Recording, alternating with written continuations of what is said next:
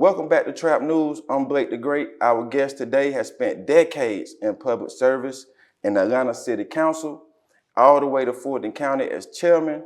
Y'all join me today as welcoming in the Honorable Robb Pitts. My man. Thank Good you, to be Mr. with Pitts. you. Good. Thank you, Mr. My Pitts. man. Yes, sir. I appreciate you for Thank allowing you. me to Thank you. have this Hey. interview with you, Mr. Pitts. Anytime. It's really an honor, because you a legend, Mr. Pitts. I don't know about that. I've been here for a while. Man. I'm still doing my thing, though. You're a legend, Mr. Yeah. Pitts. I'm walking around your office, man. You got hundreds of pictures with some of everybody. Yeah. Everybody that came through Atlanta, and you was right there at the table with them. Yeah. It wasn't anything special about me. It's just Atlanta, Fulton County, and the state of Georgia just meant so much to so many people. And I happened to be in office at the time, so they would always want to come by, say hello, and take pictures. So, and then, welcoming to the city, giving them a key to the city. So through the years, things just happen. And actually, what you see on that wall is probably that's about 1% of the photos that I have. Most of my papers and photographs are housed at Emory University. Oh man, I believe it, Mr. Pitts. What you did at Emory University? Well, I actually did my MBA at Emory University. I went to undergraduate school at Ohio University in Ohio. Then I went to graduate school at Kent State University in Ohio. Then I actually went to 2 different colleges in Mexico.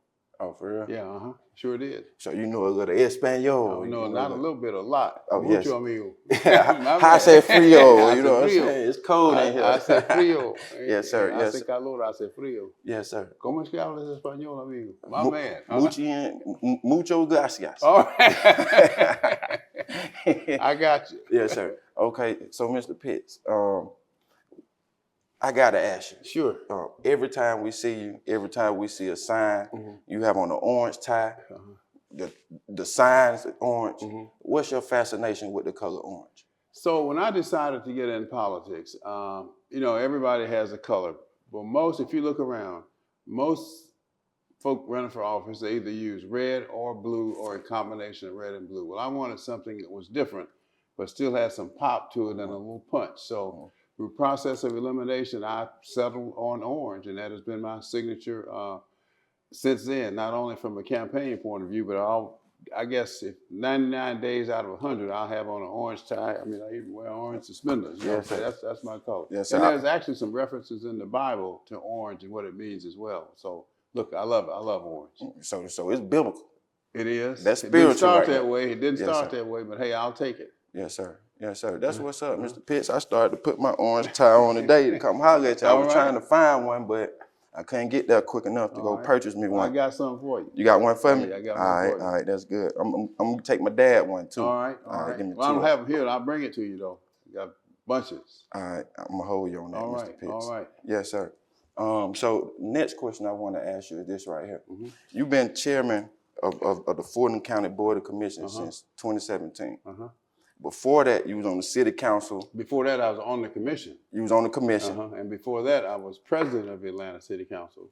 And before that, I was on the city council. Yes. So I've actually been pleased and honored to have 4 different elected positions in Atlanta and Fulton County. That's unusual, but it's just a fact. Yes, sir. So what does Fulton County mean to you and Atlanta mean to you? I mean, I love Fulton County. I love Atlanta. I was born in Georgia. I wasn't fortunate enough to have been born here in Atlanta, but I was born in Georgia, a little town called Haddock, Haddock. That's in Jones County. And so there's Macon, then Gray, then Haddock, and then Milledgeville in my little town. It's so small. I mean, you have to be from there to know where it is. We still don't even have a stoplight. Got a caution light now. But one thing about it, though, they used to make red peppers there from all over the world. And right now, I love pork rinds, the meat skins, some call them. Yes, sir. And they got a store there now, we call it a general store. They must have 50 different brands of meat skins and pork rinds. And every time I go, I load up on me $50 worth of meat skins. People love them. I love it. Put hot sauce on them. Yeah. Coca-Cola, that's all we used to have to eat, by the way, back in the day. Skins and Coca-Cola? That's right. Yeah, that's real country. My people, they from Alabama, Reform. Oh, okay. You go down there, they got all type of skins also. Yeah. Yes, sir. Yeah. That's good eating, by the way. It may not be the healthiest, but hey, it's all good. It's all good. Yeah. But that's where I was born. Then typical family, nobody had anything. We were poor. The white people next to us, only probably less than 1,000 people in that little town. Nobody had anything. If we had food, the white folk didn't. They come eat with us. We didn't have anything. We eat with them. We're sick. They come take care of us. They got sick. We go take care of them. So, but my grandparents really raised me, which is not unusual. My mother moved to Ohio to work like a lot of, black people did back in the day, and she would send money back to take care of me. And after my grandfather died, actually before my grandfather died, when my mother got on her feet in Dayton, Ohio, I went to live with her when I was in the 5th grade. And then after my grandfather died, my grandmother moved to Ohio, Dayton, to live with me and my mother. So I have really strong ties in Ohio as well. Yes, sir. Yes, sir. You done been through a lot, Mr. Yeah. Pitts. It's all good. I wouldn't change my upbringing for not a thing. Yes, sir. Yes, sir. You definitely a fighter now. Yeah. I was watching the press club debate with you and Mo Ivory. Hey man, a lot of people say they saying that you old, Mr. Pitts, and that you need to hang it up. But after looking at that debate, I say, you still got a lot more time, and your opponent should hang it up. I couldn't agree with you more. People think about it. I've been blessed. I'm healthy. I'm strong. I'm a sound mind, sound body, and that's just one of the things that I'm proud of. I don't know where it came from, but I'm glad. Have all the energy in the world. In fact, I challenge my opponents. I said, if y'all want to take, what do you want to take? You want to take a blood test? You want to take a drug test? You want to take an AIDS test? Any kind of test you want to take, let's do it. So let's get it on. You healthy, ain't you, Mr. Pitts? Let's get it on. I'm healthy. Man, you quick off the dribble. Yeah, let's get it on. Man, you was answering your questions on point. My biggest thing with you is this right here. But age is just a number. I'm not going to let some calendar number define who I am, what I can do. So I'm good to go. Yes, sir. Age is just a number. Just a number. You still got them, you scrapping them boots on every day. What did Tina Turner used to say? What's love got to do with it? I said, what's age got to do with it? Nothing. Nothing. Not a thing. Not a thing. Who can deliver? Who can deliver for the people of Fulton County? Yes, sir. And the answer to that is Robb Pitts. Yes, sir. Only Robb Pitts. Yes, sir. And I believe that, and I believe the citizens of Fulton County definitely believe that after looking at that debate. Another thing, Mr. Pitts, but with all the shootings and the killings and the emergency response time on the south side of South Fulton County, it's major that you was able to bring a hospital over there. And I really don't hear you talk about that enough. So I want you to kind of expound on that, because that's major, And the emergency room just opened up on the 2nd, right? That's correct. Okay. Yeah. So, I enjoy the work. I'm a workhorse, not a show horse. I'm not interested in the spotlight. I do the work behind the scenes. But what really sparked the public interest in a new hospital or medical complex in South Fulton County was when Wellstar closed Atlanta Medical Center and the facility that they had in East Point. But prior to that, a couple of years before that, I and 3 other people here, the manager and a couple others, we had been working on a hospital for South Fulton County because that's where the need was. So we worked with Morehouse School of Medicine. We commissioned a study, and the study came back and confirmed what we already knew, that what we knew was that there was a need and is a need for medical care, first-class medical care in South Fulton County. The northern part of Fulton County is pretty well developed. The middle part of Fulton County, which is Atlanta, is pretty well developed. It was the southern part that was and is still in need of certain things. So we knew that. And when that happened, that really accelerated my efforts to make sure that we would move aggressively to bringing first-class medical care to South Fulton County. Working with our long-term partner, Grady Hospital. First phase of that project is the freestanding medical clinic, which you referenced. That we built that thing in about a year and a couple of months. I was there. The first patients came in this week, and they are thrilled. And the other good thing about that is that the people who came, those first patients, they were in close proximity to that freestanding medical clinic. Because before, depending on where you lived in South Fulton County, it was quicker in case of an emergency for you to go to Macon, Georgia, drive all the way to Macon to get emergency care than to drive to downtown Atlanta for medical. Are you serious? I'm serious. Those are facts. Wow. So that's the first part of that complex. The second part will be a freestanding medical office building which will house all the medical specialties, cardiology, urology, gynecology. We'll have places for Black women's health and prenatal care. And I'm also working on a deal with CHOA, Children's Hospital of Atlanta, so that they will have a presence there as well. So I do all this stuff behind the scenes. I mean, I get criticized, well, you didn't let me know. Well, sometimes you get too many cooks in the kitchen, it spoils the broth, so to speak. So I like to do it. So here it is. We can kind of perfect it now, but this is where we are now. The third phase of this effort will be a brand new 200-bed first-class hospital in South Fulton County. And I am so proud of what we've done. The cost of this, though, complex is $900 million. $300 million will come from Fulton County, $300 million will come from Grady Hospital, and $300 million will come from basically the private sector through the Fulton DeKalb Hospital Authority. They'll be raising the money privately for a total price tag of $900 million, but it's long overdue. And that's just the first step, because the long-term plan is to build what we call ambulatory clinics. And we'll be working hopefully with Morehouse School of Medicine. These will be clinics placed along the way from South Fulton County up into Southwest Atlanta, so that people will have choices. And that's the word, I guess. And I was talking with Dr. Montgomery Rice about making sure that people have choices. And that's what we're working on. So I'm really, really proud of that work. But I did it behind the scenes. Yes, sir. Yes, sir. I want to commend you on that. And that's what's important doing the work. A lot of people, that's the key. They like workhorse, not a show horse. Yes, sir. A lot of people, they loud. They want to talk about what they Experience, not embarrassment. Experience, not embarrassment. I heard that online, Mr. Pitts. I see it. A lot of people saying that something there. Yes, sir. Another thing that I found that was real intriguing. I watched the interview, and a lot of people talking about the Fulton County Jail and we need a new jail and this and that. You stated that 70% of the inmates in there either have substance abuse or have mental health issues. That's correct. And so my thought is, what good would it be to build a new jail?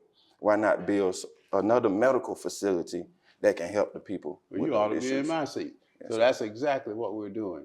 I never was supportive of building a brand new jail, what I refer to as a country club jail, a bigger jail that would have some 3,000, 4,000, 5,000 beds in it. Who's going to be in those 5,000 beds? Black and brown men, just like the two of us. That's who's going to be in there, because if you got the beds, they're going to lock them up and put them in there. I'd rather spend that money on the front end so they wouldn't go to jail in the first place. Therefore, my idea was a smaller jail to renovate the existing jail. And to the point that you just made, the fact that 70% of our inmates either have a mental issue or a substance abuse issue. That's 70% of the men and women in our jail. So we're going to build on that same footprint, though, on Rice Street, a medical building that will have some 1,500 beds where we'll be treating those men and women in that facility. So that's what I supported. Initially, I was a lone vote, but in the final analysis, everybody came around. So right now, we're not building a new jail, but we are renovating Rice Street and building this new medical complex on that same footprint. I'm very, very proud of that. Yes, sir. Yes, sir. And that saves the taxpayers a lot of money too.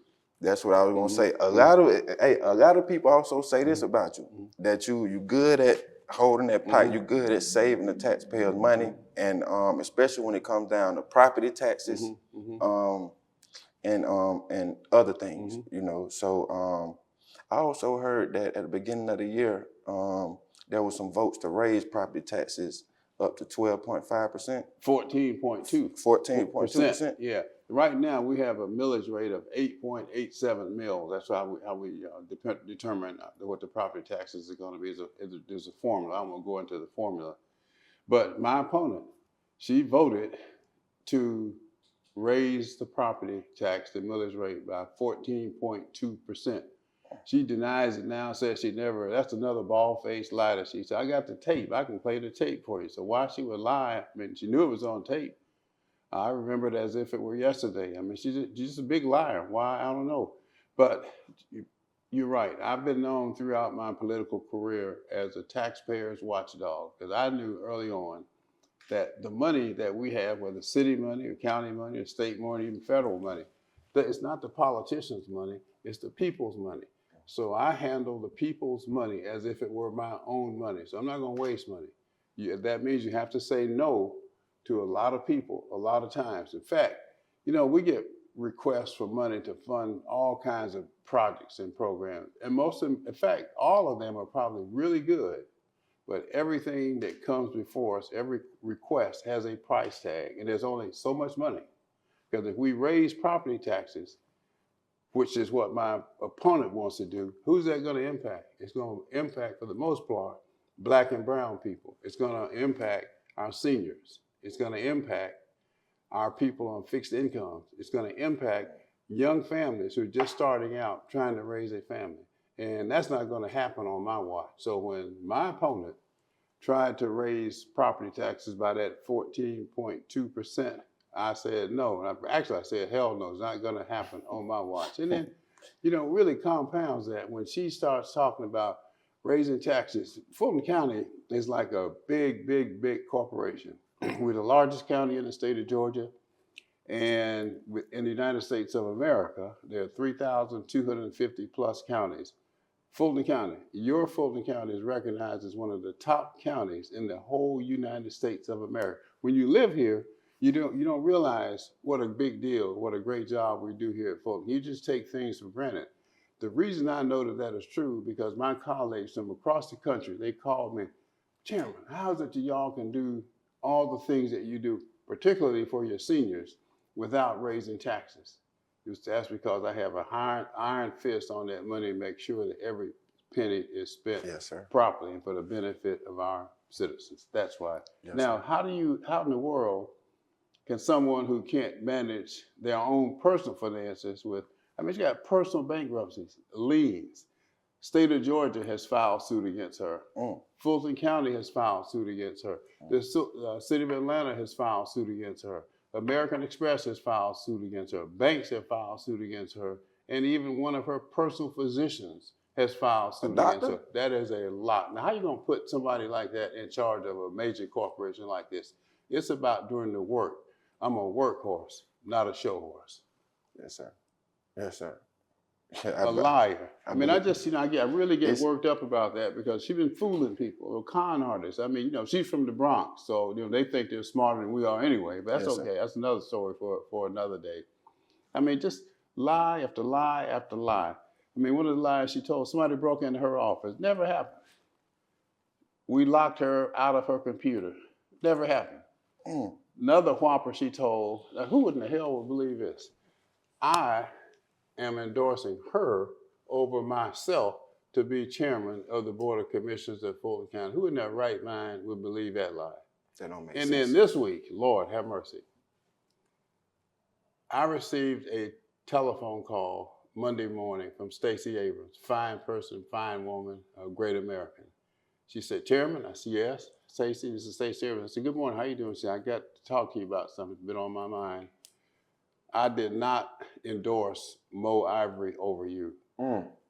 She has sent out a flyer with my picture on it, which gives the impression that I endorsed her. I did not give her nor her campaign team the right to use my image on any of her campaign material. Just another big, big lie. And I said, listen, I have a lot of respect for you, and I really, really appreciate you calling me to let me know about that. And so, how far would this woman go? How low will Mo go? Her goal is to become the next mayor of Atlanta. And I brought her, now my bad, for handpicking her to bring her into this position. I handpicked her to bring her here. I raised her money for her to get her here. I gave her everything she wanted. Within less than 6 months being here, she started stabbing me in the back. And this is just a stepping stone for her. She wants to be the next mayor of Atlanta. So she thinks if I can become chairman, that's going to put me in a position to be the next mayor of Atlanta. Well, in the first place, being chairman is not going to happen. But my God, this woman is a con artist, period, from the Bronx. Smarter than we are, though. Slick. Yes, sir. And my bad, Mr. Pitts, man. I got a little passionate, man, when you start talking about the backstabbing and stuff, man, because I was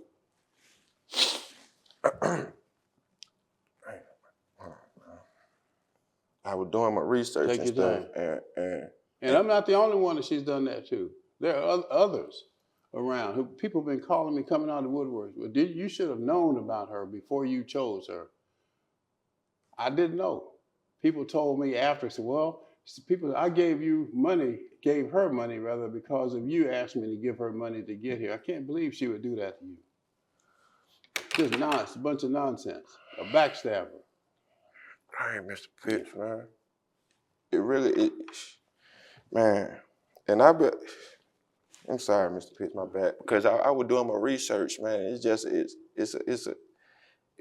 that's a crazy story that you vouched for her, endorsed her, you know, Did it all. I tried did it to all. show her the ropes, you know, and then she came around and then she wants your spot, you know.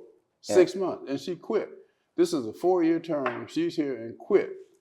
Quit the people that voted for her. And now it makes no sense.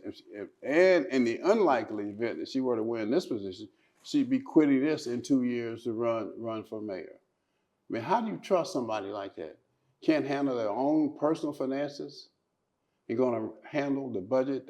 That's just one of our funds, what we call our general fund budget is $1.2 billion to handle that. Doesn't make any sense. But she's smooth. She's a con artist. Mr. Pitts, how do you feel personally, you know, personally, not political, but personally about this, you know, because you I mean, good I'll be relationship honest with you. I was in denial. People started telling me, "You sure she's with you?" And I said, "Oh yeah, that's what she's just. She's young. She's trying. She didn't know where the bathrooms are. She's, she's getting her, trying to get her feet on the ground." But people started telling me stuff that she would say and do, and statements that she would make.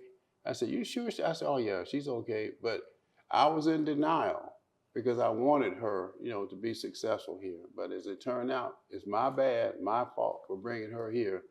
But good news is she's gone away from here, and hopefully we're going. Yeah, man,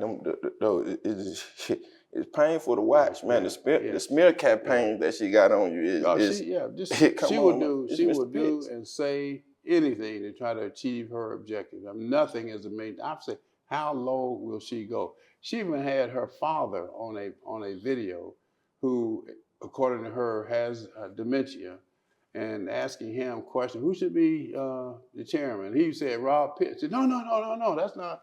I get confused sometimes, and that's almost like elder abuse to what she was doing. I felt so bad. Anybody who's seen that video that she put out, and who let her put that out? I mean, how would you do that to your father? Makes no sense.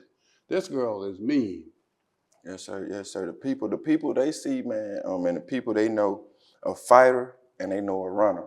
You know, I'm not gonna keep you on, Mr. Pitts, man. After that, man, I watched the interview that you did with Mo Ivory, and you said that what keep you going is that you don't want to embarrass your family. That's right. Never ever. That's what I live by. Never going. My grandmother, when she was alive, never going to embarrass my grandmother, my mother, and my daughter. It's not going to happen. So we talk about those country roots. I'm not a slickster from the Bronx. I'm born here in the red clay of Georgia. I'm going to be buried here, as a matter of fact. That little town in Haddock, Georgia, that's where I'm going to be buried. I love Georgia. I love Fulton County, and I love Atlanta. Proud to be here, and I'm going to do everything I can to make sure that our state, our county, and our city, that we continue to grow and be the top county in the United States of America. Right now, some have us, out of those 3,250 plus that I talked about, some have us ranked number 4 in terms of influence. There are counties with more people, there are counties with more land area, but very few with more influence than Fulton County, Georgia. And a lot of that has come about under my leadership. I'm doing the work, not just talk. It's not the loudest voice in the room. It's not the ranting and raving. People are concerned about getting the work done. And they know, people trust me. They know me, they voted for me. I have never embarrassed the people of Atlanta and Fulton County, and never will. It's experience over embarrassment. Yes, sir. Yes, sir. And I just want to say this right here. I'm 34. And the reason why... That's my daughter's age.